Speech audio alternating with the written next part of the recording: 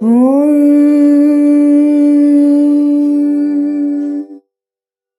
ద్వైత విశిష్టవాద కుశవైరద్వైత భక్తృర్చితం సార విచార చారు మనసం సంఖావతం వల్లభం స్వాప్తానాప్త సమస్త జీవ సదయం జ్ఞానాశ్రయమాశ్రయం స్వాప్తానాప్త సమస్త జీవ సదయం జ్ఞానాశ్రయమాశ్రయం వందే ద్వైత గురుం జగతాం ధీశంకరం శంకరం వందే ద్వైత గురుం జగతాం ధీశంకరం శంకరం. శృతి స్మృతి పురాణానాం ఆలయం కరుణాలయం శృతి స్మృతి పురాణానాం ఆలయం కరుణాలయం నమామి భగవత్పాదశంకరం నమామి భగవత్పాదశంకరం లోకశంకరం లోకశంకరం. శ్రీ గురుభ్యో నమః. శ్రీ శ్రవణ ఛానల్కి శ్రోతలందరికీ కూడాను మరొకసారి స్వాగతం. ఈరోజు మనం 213, 214 శ్లోకాల్ని చెప్పుకోబోతున్నాం అనమాట. ముందుగా 213 శ్లోకాన్ని వినేద్దాం. యో అయం ఆత్మా స్వయం జ్యోతిః పంచకోశ విలక్షణః అవస్థాత్రయ సాక్షి సన్నిర్వికారో నిరంజనః సదానందః సవిజ్ఞేయః స్వాత్మత్వేన విపశ్చితా. ఇప్పుడు దీని ప్రతిపదార్థాన్ని చూద్దాం. విపశ్చిత పండితుడి చేత యోయం ఏ ప్రసిద్ధుడైన ఆత్మ పరమాత్మ స్వయం జ్యోతి స్వప్రకాశకుడు పంచకోశ విలక్షణ 5 కోశములకు వేరైనవాడు అవస్థాత్రయ సాక్షి సన్ అన్నారు. అంటే 3 అవస్థలకు సాక్షి అయి నిర్వికార వికారశూన్యుడు నిరంజన ఏ కళంకము లేనివాడు సహా అటువంటి ఆత్మ సదానంద ఎప్పుడునూ ఆనందరూపుడు ఎప్పుడు కూడాను ఆనందరూపుడే స్వాత్మత్వేన అన్నారు. అంటే తన రూపముగా విజ్ఞేయ తెలియదగిన వాడవుతున్నాడు అంటూ ఇందులో చెప్పడం జరుగుతుంది. ఈ ఆత్మ స్వయం జ్యోతి అది పంచకోశాల కంటే విలక్షణమైనది. ఇది కూడా అవస్థాత్రయాలకు సాక్షి నిర్వికారము నిరంజనము నిత్యానంద స్వరూపము విజ్ఞులైన వారు దాన్ని తమలో ఉన్న ఆత్మగా గ్రహిస్తారు అంటూ ఇందులో చెప్పడం జరుగుతుందన్నమాట. అంటే సరళంగా మనం పంచకోశాలకు అతీతుడు జాగృత స్వప్న సుషుప్త స్థితిలో సాక్షిగా ఉండి స్వయం ప్రకాశుడైగా ఉండి మార్పులేనివాడై మలినరహితుడై నిత్యానంద స్వరూపుడై ఉన్న ఈ ఆత్మనే వివేకవంతుడైన వాడు తన నిజస్వరూపంగా తెలుసుకోవాలి అంటూ దీని సరళార్థం మనం చెప్పుకోవచ్చు అనమాట చక్కగాను.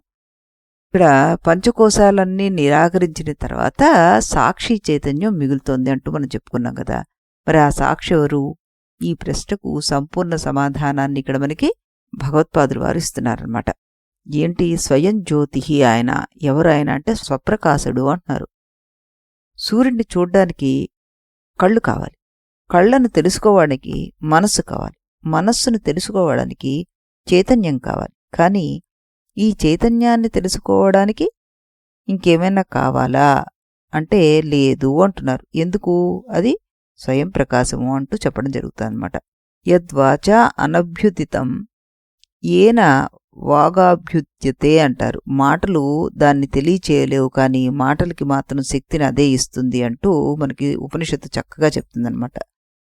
ఆత్మను సూర్యుడు కూడా ప్రకాశింపచేయలేడు అంటూ భగవద్గీతలో నా తద్భాసయతే సూర్య అంటారు. ఎందుకంటే అది స్వప్రకాశం కాబట్టి. ఈ పంచకోశ విలక్షణాలు ఏమిటి అంటే మనకి అన్నమయం, ప్రాణమయం, మనోమయం, విజ్ఞానమయం, ఆనందమయం ఇవన్నీ కూడాను కాదు ఇవన్నిటినీ ప్రకాశింపచేసేది ఏదైతే ఉంటుందో అది బంగారం ఆభరణాల దృష్టాంతం మనం తీసుకుంటే గాజు, ఉంగరము, గొలుసు, కంకణం ఇలాంటివన్నీ కూడాను మనకు కనిపిస్తాయి. అవన్నీ బంగారమే. అలాగే పంచకోశాలు కనిపిస్తున్నాయి. వాటి ఆధారం ఆత్మ. కానీ ఆత్మ వాటిలో ఏ ఒక్కటి అంటూ ప్రత్యేకంగా పిలవబడదు. అవస్థాత్రయ సాక్షి అన్నారు. ఇది అసలు యాక్చువల్గా ఈ శ్లోకం యొక్క హృదయం అని చెప్పుకోవచ్చు మనం. జాగ్రత్త అంటే ప్రపంచాన్ని చూస్తున్న స్థితి. స్వప్నం అంటే రాత్రి మరో ప్రపంచాన్ని మనం చూస్తాం. సుషుప్తి అంటే ఏమీ తెలియనట్టుగా ఒళ్ళు తెలియకుండా నిద్రపోయాం అంటాం చూడండి, అదనమాట. ఈ 3 స్థితులు మారుతున్నాయి మనకి. కానీ నిద్ర లేచిన తర్వాత మనం చెప్తున్నాం హాయిగా నిద్రపోయాను అంటారు. అంటే జాగ్రత్తను కూడాను, స్వప్నాన్ని కూడాను, సుషుప్తిని కూడాను తెలిసిన ఒక వ్యక్తి ఎవరో ఒకళ్ళు ఉండాలి. అతడే ఆత్మ అన్నమాట. ఈ 3 స్థితులకు సాక్షిగా ఉండే తురీయ స్వరూపమే ఆత్మ అంటూ మనకి మాండూక్యం చెప్తుంది.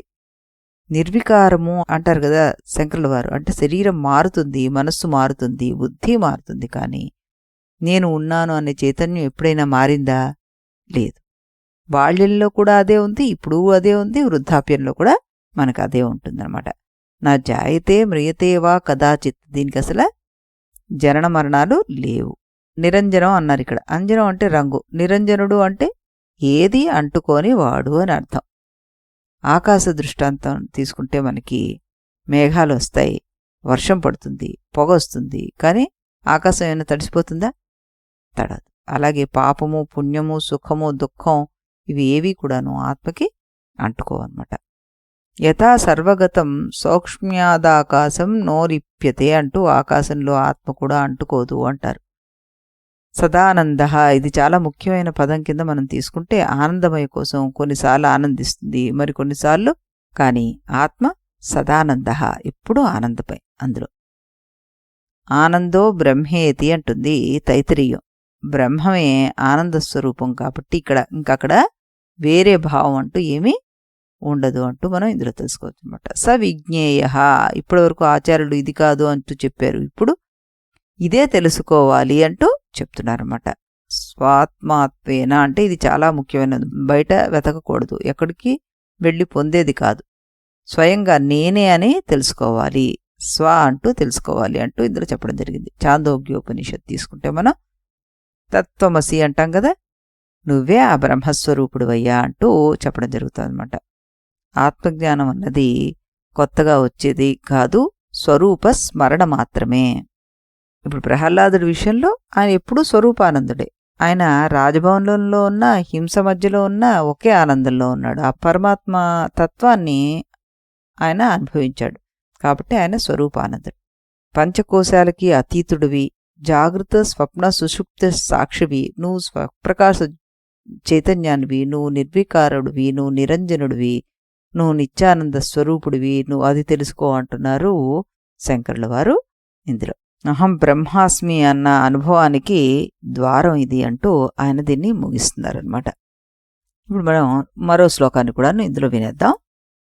శిష్య ఉవాచ మిథ్యాత్వేన నిషిద్ధేషు కోశేష్వేతేషు పంచసు సర్వాభావం వినా కించిత్ న పశ్యామ్యత్ర హే గురో విజ్ఞేయం కిము వస్త్వస్తి స్వాత్మనాత్ర విపశ్చిత. ఇప్పుడు దీని ప్రతిపదార్థాన్ని చూద్దాం మనం. హే గురో, ఓ గురోత్తమ, ఏతేషు ఈ పంచసు 5 కోశేషు కోశములలో మిథ్యాత్వేన మిథ్యాభూతముగా నిషిద్ధేషు నిషేధింపబడినదగుచుండగా సర్వాభావం వినా సర్వశూన్యత్వం తప్ప కించిత్ ఏమీయూ నా పశ్యామి చూడలేకున్నాను అత్ర అచ్చట విపశ్చిత వద్వాంసుని చేత స్వాత్మాన స్వయంగా లేదా స్వస్వరూపముగా విజ్ఞేయము తెలియదగినది వస్తువు కిము అస్తి ఏది ఉందియ్యా, ఏది ఉంది మహానుభావ అంటూ శిష్యుడు గురువుగారిని అడుగుతున్నారన్నమాట. మరి దానికి సమాధానంగా ఆత్మస్వరూపణ నిరూపణని ఆయన మనకి తర్వాత వాటిల్లో చెప్పుకొస్తారు. ఇక్కడ ఇప్పుడు ఈ శిష్యుడు ఉద్దేశం ఏమిటి? ఓ గురుదేవా, మీరు ఈ 5 కోశాలన్నింటినీ మిథ్య అని నిరాకరించారు. ఇప్పుడు ఇవన్నీ మిథ్య అని నిరాకరిస్తే నాకు శూన్యత తప్ప మరేమీ కనిపించడం లేదు. అటువంటి స్థితిలో వివేకవంతుడు తన ఆత్మగా తెలుసుకోవాల్సిన ఏదైనా వస్తువు ఇంకా ఉందా అంటూ. అంటే 213లో గురువుగారు స్వయం జ్యోతి, పంచకోశ విలక్షణుడు, అవస్థాత్రయ సాక్షి, సదానంద స్వరూపుడు అయిన ఆత్మను తెలుసుకోవాలి అన్నారు కదా. ఇప్పుడు శిష్యుడికి సహజంగానే ఈ సందేహం కలిగిందనమాట. మిగిలింది ఏమిటి ఇవన్నీ కాకపోతే అని ఈ శిష్యుడి ప్రశ్న కదా. అద్వైత అధ్యయనం ప్రారంభించిన వారందరికీ ఒక దశలో ఇలా అనిపిస్తుంది, అన్నీ కాదు అంటున్నారు, అయితే చివరికి ఏమిటి మిగులుతుంది అని. శూన్యవాదంతో తేడా ఏమిటి అంటే, శంకరాచార్యులు వారు బౌద్ధ శూన్యవాదాన్ని ఖండించే సందర్భాల్లో ఇలాంటి సందేహాలనే ప్రస్తావిస్తారన్నమాట. శిష్యుడు కూడా ఇక్కడ ఇదే అడిగాడు కదా. ఓ గదిలో కుర్చీ తీసేశారు, టేబుల్ తీసేశారు, అల్మారా తీసేశారు. అప్పుడు ఆ గది శూన్యమైందా? లేదు. గది ఇంకా ఉంది, అలాగే ఉంది. పంచకోశాలను తొలగించిన తర్వాత ఆధారమైన ఆత్మ ఇంకా ఉంది. సర్వాభావం వినా, ఈ పదం ఇక్కడ మనకి చాలా ముఖ్యం. శిష్యుడు నాకిప్పుడు ఏమీ కనిపించడం లేదు అన్నాడు. ఎందుకంటే ఇప్పటివరకు అతను చూసింది అన్ని వస్తు రూపంలోనే అని శంకరుల వారి ఉద్దేశం అనమాట. ఇప్పుడు సమస్య ఏమిటి అంటే, శిష్యుడు ఇంకా ఆత్మను కూడాను ఒక వస్తువుగానే వెతుకుతున్నాడు. అదే మనందరం చేస్తున్న తప్పు అంటున్నారు. ఈ తదుపరి రాబోయే శ్లోకాల్లో గురువుగారు చెప్పబోయే సమాధానం ఏంటంటే, ఆత్మ ఒక వస్తువు కాదు. ఎందుకంటే అన్ని వస్తువులను తెలుసుకుంటున్నవాడే ఆత్మ కాబట్టి. కన్ను అన్నిటినీ చూస్తుంది, కానీ కన్ను తన్ను తాను నేరుగా చూసుకోలేదు కదా. అందువల్ల కన్ను కనిపించడం లేదు కాబట్టి అని అనలేం కదా మనం. అలాగే ఆత్మ అన్నిటినీ ప్రకాశింపచేస్తుంది, కానీ మరొక వస్తువులు అది కనిపించదు. ఎన్ మనసా నా మనుతే ఏనాహుర్మనోమతం అంటారు. మనస్సు దేన్ని గ్రహించదు, కానీ మనస్సుకు గ్రహణ శక్తిని ఇచ్చేది మాత్రం ఆత్మే అంటున్నారు. విజ్ఞాతరం అరే కేన విజానీయత అంటారు. తెలుసుకునేవాడిని ఇంకా దేంతోనో వేరే దాంతో తెలుసుకుంటావు. ఇది శ్లోకానికి మనకి ప్రత్యక్ష సమాధానం కింద చెప్పుకోవచ్చు. క్షేత్రజ్ఞం చాపి విద్ధి అంటూ మనం చెప్పుకుంటాం. మత్తః స్మృతి జ్ఞానర్మపోహనం చ అంటారు. జ్ఞానికి మూలం ఆత్మ, అది జ్ఞాన విషయం కాదు అంటూ. మాండూక్యంలో మనకి తురియాన్ని ఒక రకంగా వర్ణిస్తారు వాళ్ళు. ఎలా? అదృష్టం, అవ్యవహార్యం, అగ్రాహ్యం అంటూ. చూడలేందది, పట్టుకోలేందది, వస్తువుగా గ్రహించలేంది అని అర్థం అన్నమాట. హనుమంతుడు సీతామ్మవారిని మొదట బయట మాత్రమే వెతికాడు. చివరికి సరి అయిన దృష్టితో చూసినప్పుడు ఆవిడ కనిపించింది. అలాగే సాధకుడు కూడాను ఆత్మను వస్తువులా వెతుకుతాడు, కానీ అది ఆత్మ వస్తువు కాదు. భగవద్గీతలో మనకి ఉద్ధవుడికి శ్రీకృష్ణుడు చెప్పిన బోధలో కూడా ఇదే భావం ఉంటుంది. ప్రపంచాన్ని తెలిసిన చైతన్యం ఎప్పుడూ తెలిసే వస్తువుగా మారదయ్యా అంటూ చెప్తున్నారు. ధ్యానం చేస్తూ చాలామందికి ఒక దశలో ఇలా అనిపిస్తుంది, ఇప్పుడు ఏమీ లేదు అని. అప్పుడు భయపడతారు. కానీ శ్లోకం చెప్తుంది అది ముగింపు కాదు, అది ఆరంభం. ఎందుకంటే వస్తువులు లేవని తెలిసినవాడు ఇంకా ఉన్నాడు కాబట్టి.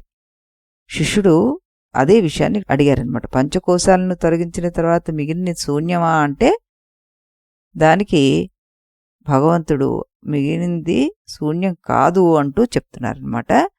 ఆ ప్రశ్నకు సమాధానంగా ఆత్మస్వరూప నిరూపణని ఆయన మనకి సూచిస్తారు వచ్చే శ్లోకాల నుంచి.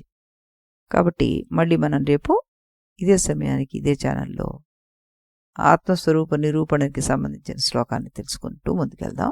అంతవరకు సెలవు. ఇది గురువాక్యం,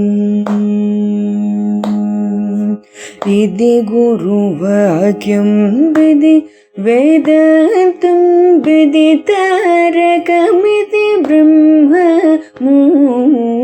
ఇది గురువాక్యం, విధి వేదాంతం విదితారకమితి బ్రహ్మము. ఇది మొదలిది నడుమిది తుది, తెలిసిన వాడేవాడుగా. ఇది మొదలిది నడుమిది తుది, తెలిసిన వాడేవాడుగా. ఇది గురువాక్యం విది వేదాంతం విదితారకమితి బ్రహ్మము ఇది గురువాక్యం.